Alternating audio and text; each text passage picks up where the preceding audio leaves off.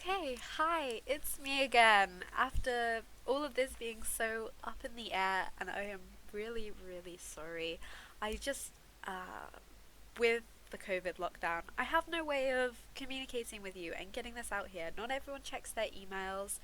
Obviously, we can't meet in person anymore, and I'm not your teacher. I don't get to see you. I don't know how often you would check Moodle to see messages. So I thought that a YouTube video that could be accessed anytime would be better than a BBB meeting for this.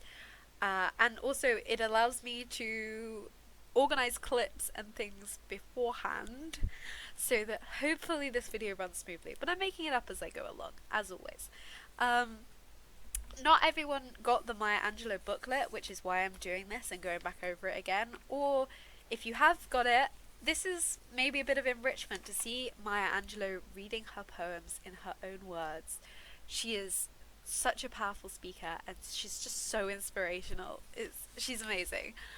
I absolutely stan Maya Angelou. Am I cool yet? Am I relatable? We'll see. Uh, so my plan for this, sorry, I have a cold. My plan for this is that I am going to basically follow the structure of the booklet that I had made, and I'm going to show Maya Angelou reading a poem, and then I'm going to read out sort of the context that I'd written in the booklet. So feel free to skip over any parts if you've already seen it in the booklet, you read it all already, you don't want to hear me read it out again. That's cool, I won't know and I won't be offended.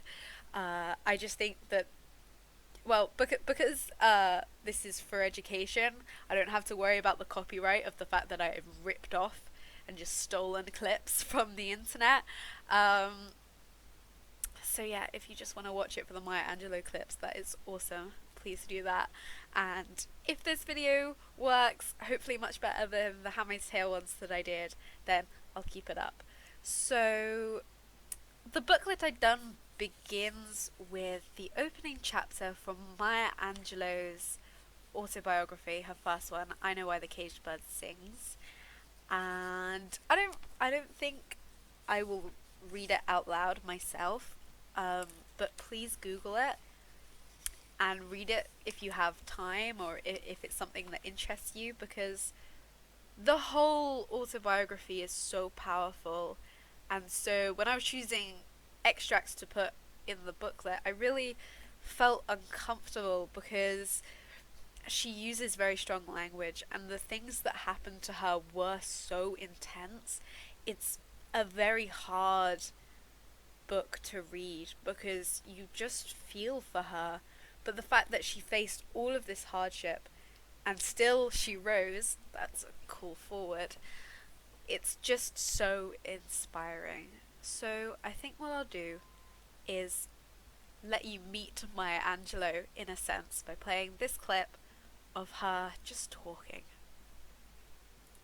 There's an African American song, 19th century, which is so great. It says, when it looked like the sun wasn't gonna shine anymore, God put a rainbow in the clouds. Imagine. And I've had so many rainbows in my clouds. I had a lot of clouds. But I have had so many rainbows.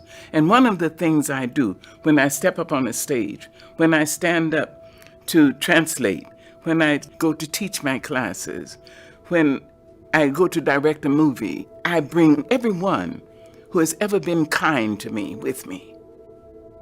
Black, white, Asian, Spanish-speaking, Native American, gay, straight, everybody. I say, come with me. I'm going on the stage. Come with me, I need you now. Long dead, you see? So I don't ever feel I have no help. I've had rainbows in my clouds. And the thing to do, it seems to me, is to prepare yourself so that you can be a rainbow in somebody else's cloud. Somebody who may not look like you, may not call God the same name you call God, if they call God at all.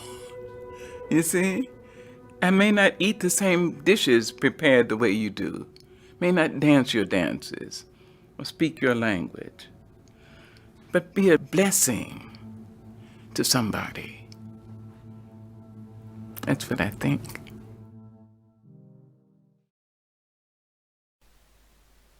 I think that that message is so important, not only all the time, but particularly during lockdown, because it feels like the clouds are very intense now for a lot of people, and you often don't realize just how much one act of kindness can do. So be the rainbow in someone's cloud. It's just such a beautiful message. Now the next part I want to talk about is Maya Angelou's autobiography, I Know Why the Caged Bird Sings. In it, she talks a lot about her experiences up until she was 17 years old. I put this in the booklet. If you haven't read it, that's cool. I only made like 30 of them. Maya Angelou worked as a sex worker and as a nightclub dancer, and a lot of that comes out in her poems. And she's written 7 autobiographies. She is a phenomenal woman. And so one of the poems that she wrote is Caged Bird, which became the title of her autobiography, and it's based on a poem called Sympathy.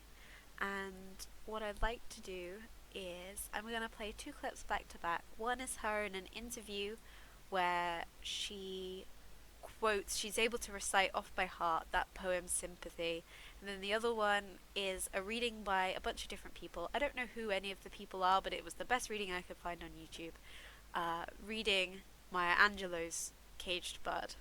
So I'll play those 2 for you now.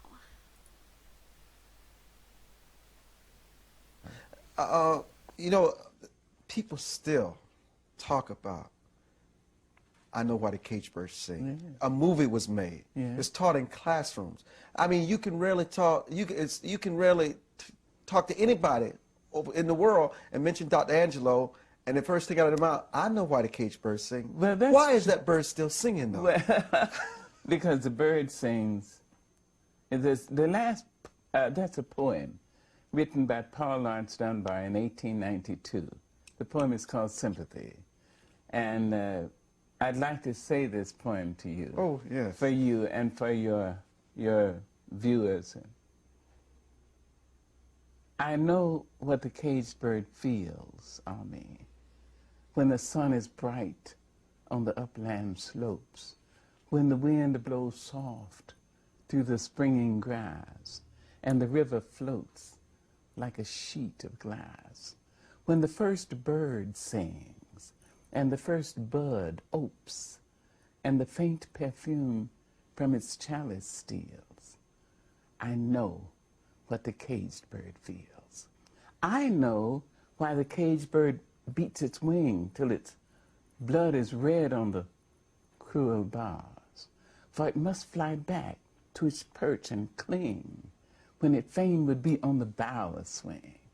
And the blood still throbs in the old, old scars. It pulses again with a keener sting. I know why it beats its wing. And I know why the caged bird sings. Ah, me.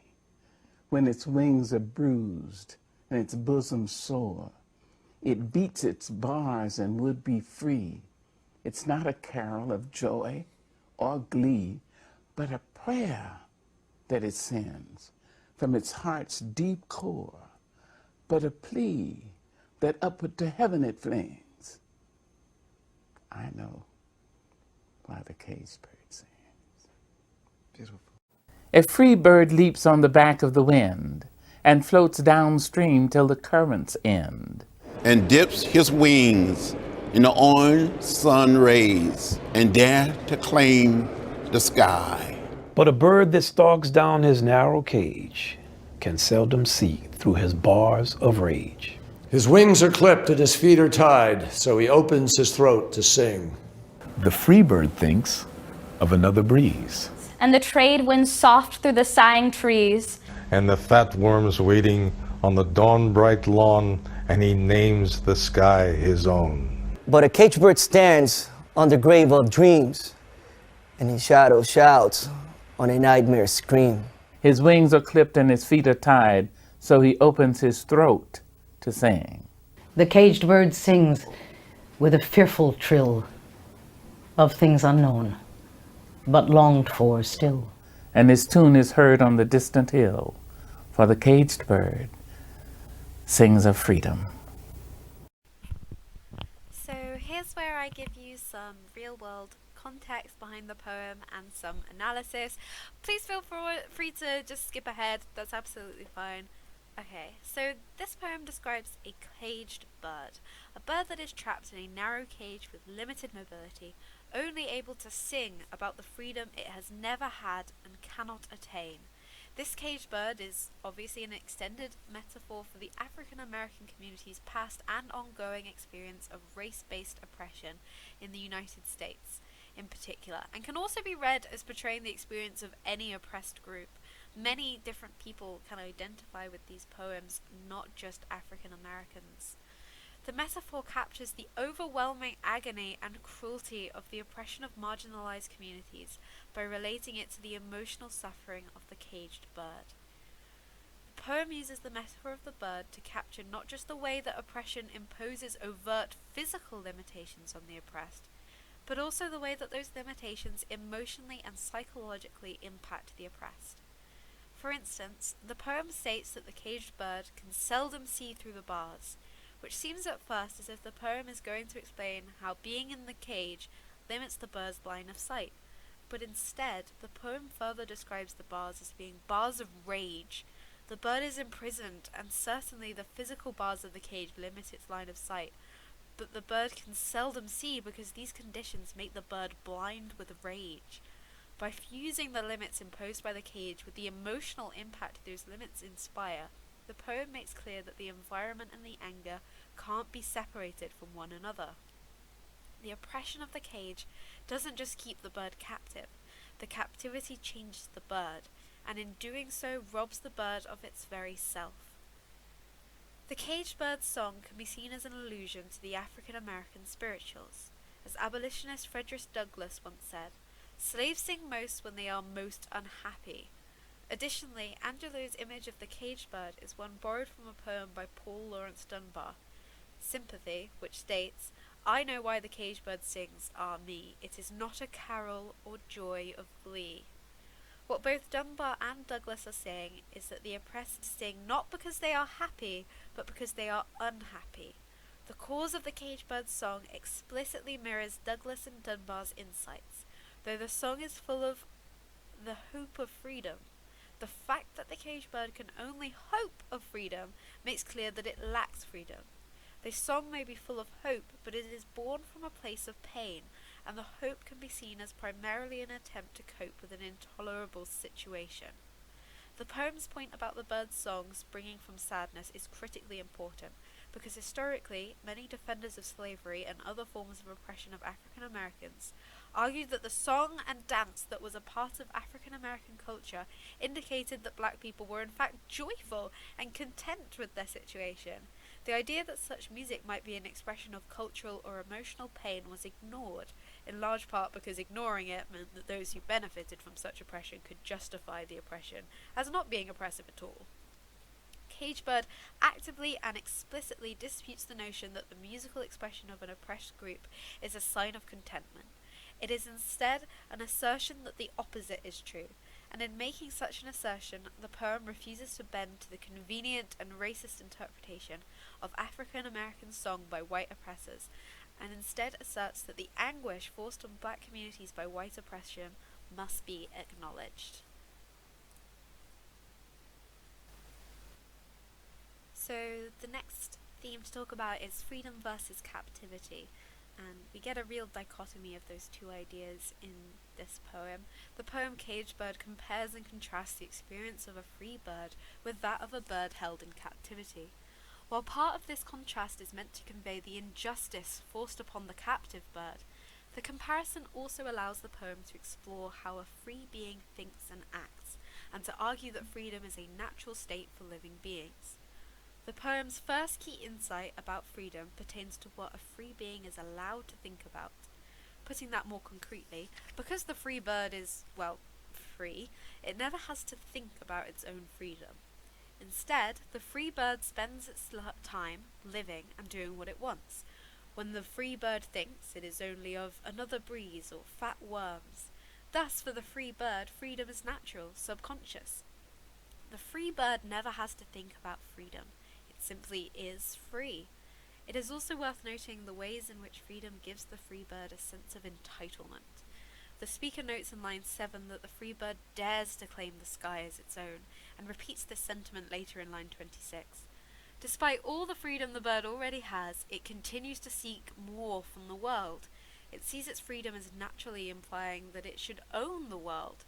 It is difficult not to see this insight as referring more broadly to the way that free people, such as slaveholders in the American pre-Civil War South, saw their own freedom and the lack of freedom of the blacks they owned as indicating that their ownership of the slaves was how things should be. They saw their freedom, rather than a privilege or a natural right, as a signal that they should own everything else. The caged bird, on the other hand, because it lacks freedom, spends all its time thinking and singing about freedom. Much like breathing, freedom is experienced as something that is only thought of when it is no longer there.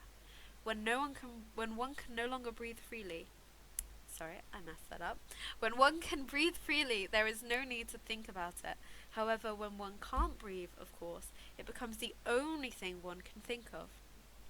In this way, the poem makes clear the emotional and even intellectual exhaustion that comes from a lack of freedom, the way it creates a prison not just for a physical body but also for the mind.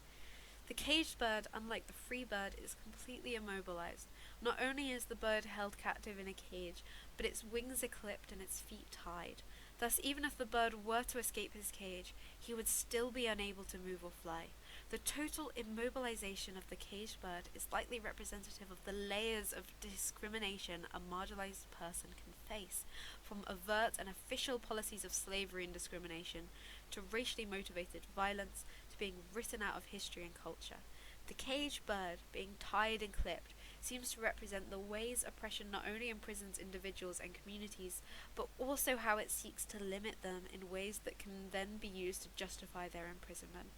For instance, a bird with clipped wings and bound feet couldn't possibly survive outside a cage, so the person who put it there can then justify the bird in the cage to keep it safe.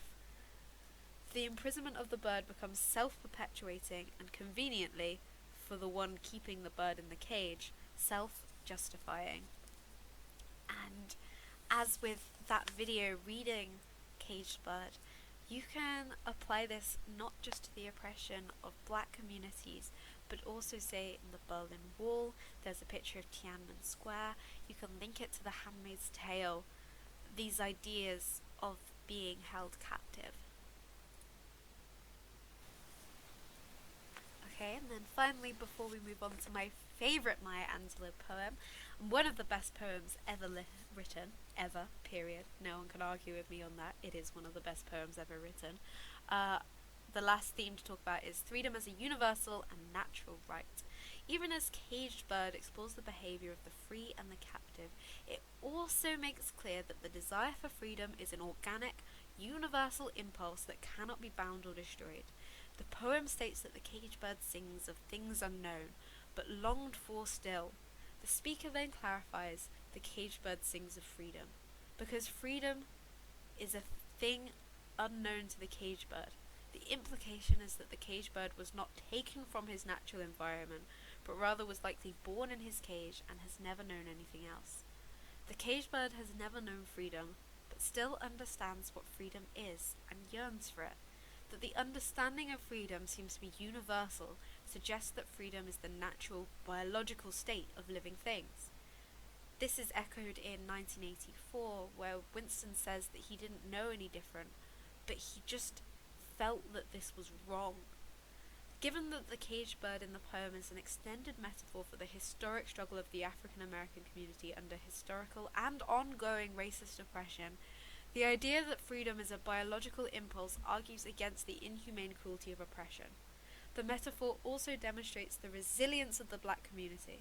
Because of the omnipresence of racism throughout the United States history, African Americans, like the caged bird, have never experienced true freedom. not in the same way that those who are not forced to endure systematic oppression do. That African Americans nonetheless continue longing for this thing unknown illustrates that, despite the hopelessness that the metaphor of the caged bird conveys, the black community's desire for freedom and determined to achieve it remains. The repetition of the entire third stanza, which also appears word for word as the poem's sixth stanza, further demonstrates the resilience of the black community. In the third stanza, the speaker tells the reader that the caged bird sings with a fearful trill of things unknown but longed for still, and his tune is heard on a distant hill, which demonstrates that, despite the hopelessness of the situation, the bird continues to sing loudly enough that he is heard from far away, inspiring others. The repetition of the stanza as the sixth and final stanza of the poem conveys that the caged bird does not simply give up, but rather will continue to sing for freedom. Thus, this repetition seems to suggest that even as the African community endures its intolerable circumstances, it will continue to yearn and work for freedom. And next, I'm going to play you a clip of Maya Angelou performing live, Still I Rise. You may write me down in history with your bitter, twisted lies. You may trod me in the very dirt, but still like dust, I'll rise. Does my sassiness upset you? Why are you beset with gloom? Just because I walk as if I have oil wells pumping in my living room. Just like moons and like suns with the certainty of tides, just like hope springing high, still I rise. Did you want to see me broken, bowed head and lowered eyes, shoulders falling down like teardrops, weakened by my soulful cries? Does my sassiness upset you? Don't take it so hard just because I laugh, as if I have gold mines digging in my own backyard. You can shoot me with your words, you can cut me with your lies, you can kill me with your hatefulness, but just like life, I'll rise. Does my sexiness offend you? Oh. Does it come as a surprise that I dance as if I have diamonds at the meeting of my thighs? Out of the huts of history's shame I rise. Up from a past rooted in pain I rise. A black ocean leaping and wide, welling and swelling and bearing in the tide. Leaving behind nights of terror and fear I rise. Into a daybreak miraculously clear I rise. Bringing the gifts that my ancestors gave. I am the hope and the dream of the slave. And so, wow. There I go.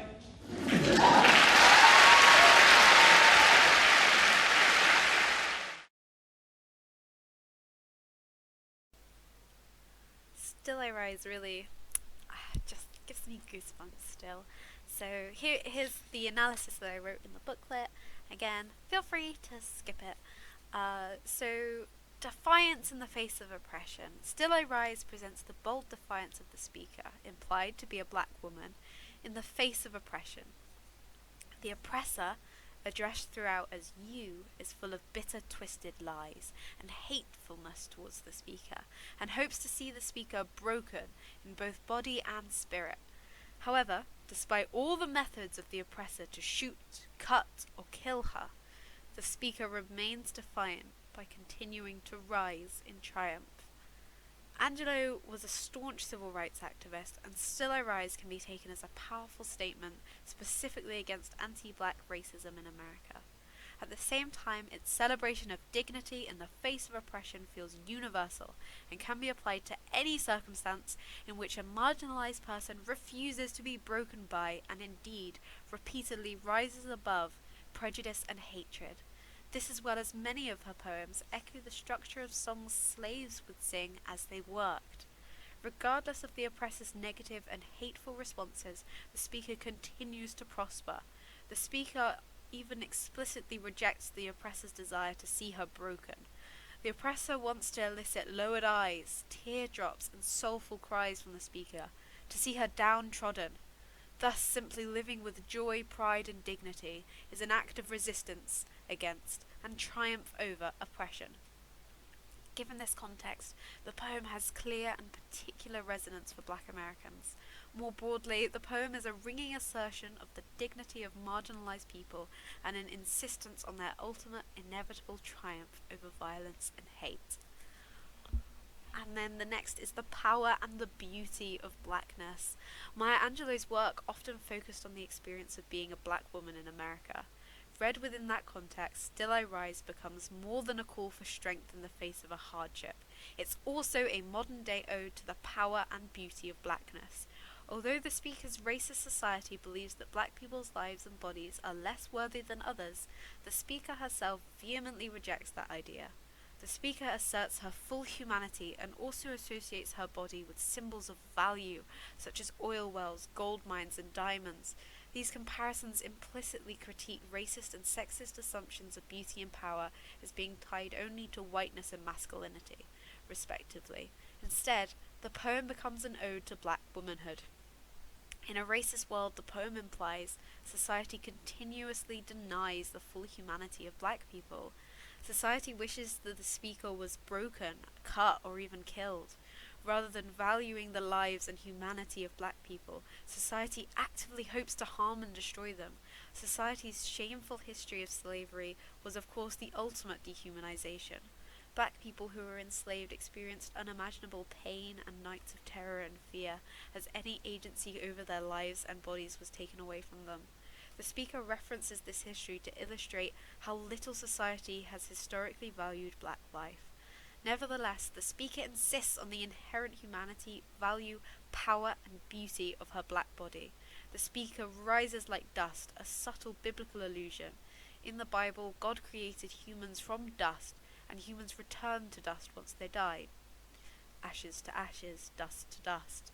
By stating that she is like dust, the speaker asserts her full humanity. She is as much a creation of God as anyone else. The placement of the diamonds at the meeting of her thighs speaks specifically to the speaker's womanhood. The reference also feels distinctly autobiographical, as Angelou, as I've mentioned, once worked as a nightclub dancer. Taken as a whole, the lines declare and reclaim the speaker's body and power in her femininity as a black woman. The speaker also insists that she is a black ocean, a vast, powerful, and unstoppable figure. The speaker thus doesn't assert her strength in spite of her blackness, but rather insists that her strength comes from her identity as a black person, and by subverting readers' expectations of an ode, and who or what it should praise, Angelou challenges the assumed white gaze of her readership. Humanity, power, beauty, Angelou declares, are abundant in blackness and black womanhood.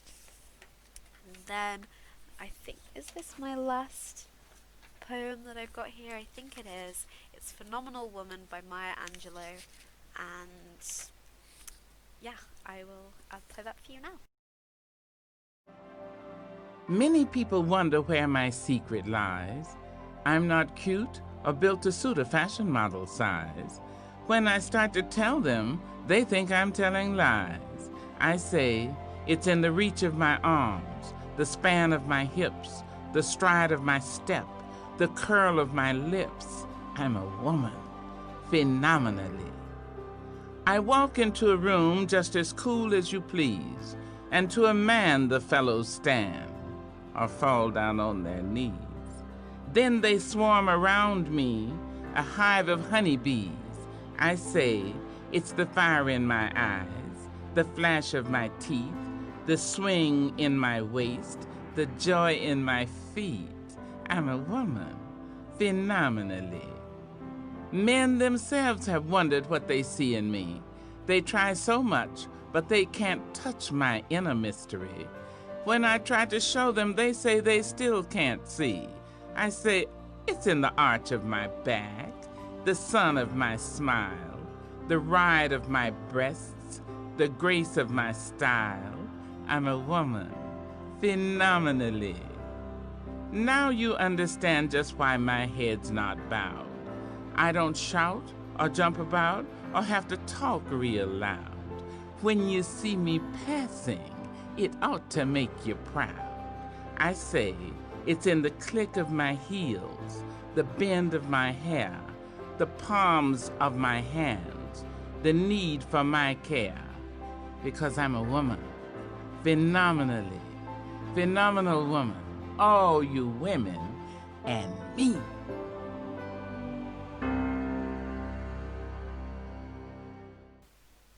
Phenomenal Woman challenges restrictive notions of feminine beauty. The speaker rejects narrow societal beauty standards and insists instead that real beauty comes from a place of self-confidence and self-acceptance. The speaker opens the poem by referencing the secret to her appeal. She explains that though she is not cute or built to suit a fashion model's size, she still possesses a unique, mysterious allure. She calls this her inner mystery, something that no one can precisely define or identify, but that everyone can perceive on some level. On the one hand, the speaker explicitly rejects narrow physical ideals of feminine beauty. For instance, she says her beauty lies in things like the reach of my arms, the span of my hips. She's not a tiny, wispy fashion model, but that doesn't mean she's not attractive. Even more importantly, the speaker repeatedly insists that her beauty lies in the way she carries herself. It's in her self-assured stride, her bright smile, her grace, and her bold posture. All these things make her a phenomenal woman. That is, an extraordinary, spectacular woman.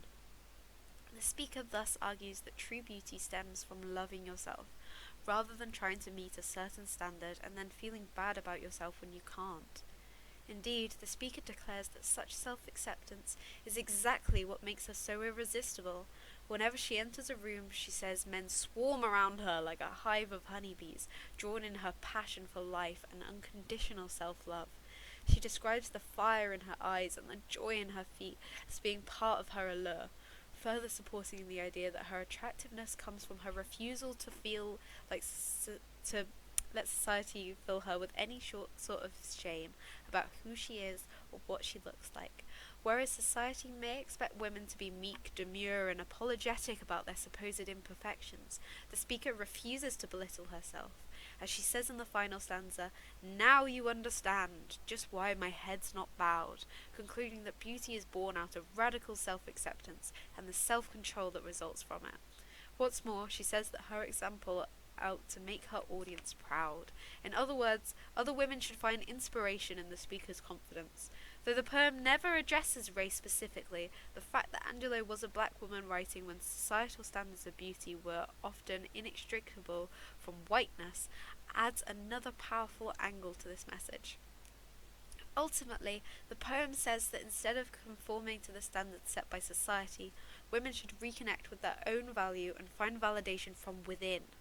All women are capable of being phenomenal, the poem implies, if they embrace who they are instead of trying to fit in with an arbitrary societal standard. In fact, the poem suggests that accepting and loving yourself is, in itself, an extraordinary act within a society that promotes insecurity and self-loathing in women. It is this step towards unconditional self-love that makes a woman truly phenomenal. So that's it for this topic on Maya Angelou that I prepared. Have a look into I Know Why the Caged Bird Sings. The full movie is on YouTube. It was filmed a long time ago. It's still in black and white. It's not great production value, but it's there if you want to watch it, and it is great, and it's so culturally important. I might try and do one of these for the yellow wallpaper because, hey, we're in lockdown again, and I'm starting to really relate to the narrator of the yellow wallpaper. I'm going a bit nuts. I've named all of my plants after important female people in history that were women, and there's 2 male plants, but that's it. I have about 70 female plants, and they're all named things like Bronte or something like that. If you are bored during lockdown and you have written anything, feel free to send it to my email and I will read it over for you, because yeah, I just think that if you are going a bit stir crazy, writing now is one of the best things you could do. Just practice writing.